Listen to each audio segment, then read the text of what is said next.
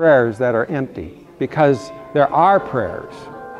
They're what we want, but not necessarily what God wants. But the closer we identify with Christ, the more genuine our prayers will be. And we will be returning to Him the reward for which He died. But all of these selfish prayers and these egocentric prayers and, hey, look at me, how long I can pray, are an abomination to the Lord. In the New Testament, we find lots of prayers. There's a prayer, a doxology, or song of Mary. It's called the Magnificat. There's a prayer of Zechariah, the Benedictus. The references are Luke 1, 46 through 55, and in the same chapters, verses 67 through 69, and it shows that Israel's hymns were applied to thank God for His present fulfillment of the Messianic promises. You know, don't you, that the Psalms form the hymn book of the early church? They had, how many Psalms are there? 150? So let's go to hymn number 149. You know, that was their hymn book.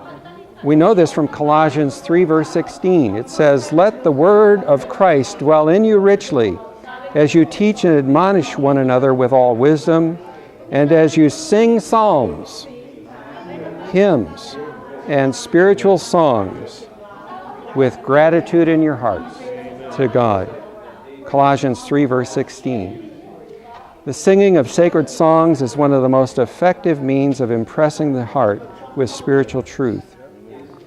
How often to the soul hard-pressed and ready to despair, memory recalls some word of God's, the long-forgotten burden of a childhood song, and the temptations lose their power, and life takes on new meaning and new purpose, and courage and gladness are imparted to other souls.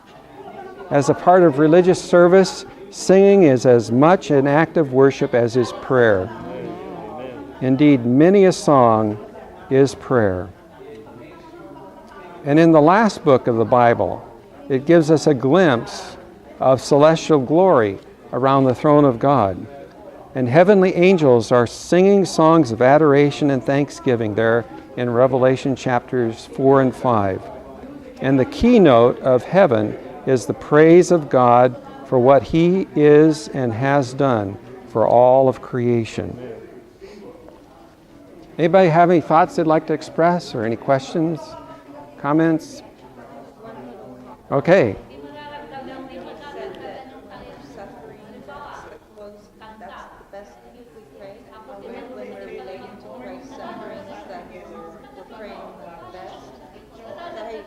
Okay. So when have you ever been in so much suffering that all you can do is groan and you can't even get words out, and in the Bible it says that the Holy Spirit will turn your groanings into prayers. Oh yes. So is that the perfect prayer? Boy, you're really expressing some deep pain there, and you think of someone who's had a deep wound, physical wound, but this psychological wound, this psychological pain even causes the same type of groaning, doesn't it? Where it just doubles you over in pain. You know. That's identification with Christ. You know, we can. It can be redirected from being a pity party to identification with Christ. And then that makes Jesus happy, because He sees there's someone there who's experiencing a little tidbit of what He has gone through for us, and still goes through for us, because the cross is an ever-present reality for Him. Every bit of suffering that happens to His people on this earth, He identifies with it. In all their affliction, He is afflicted, we're told in Isaiah. Thank you for bringing that out. Mm-hmm. God bless you. Have a good Sabbath.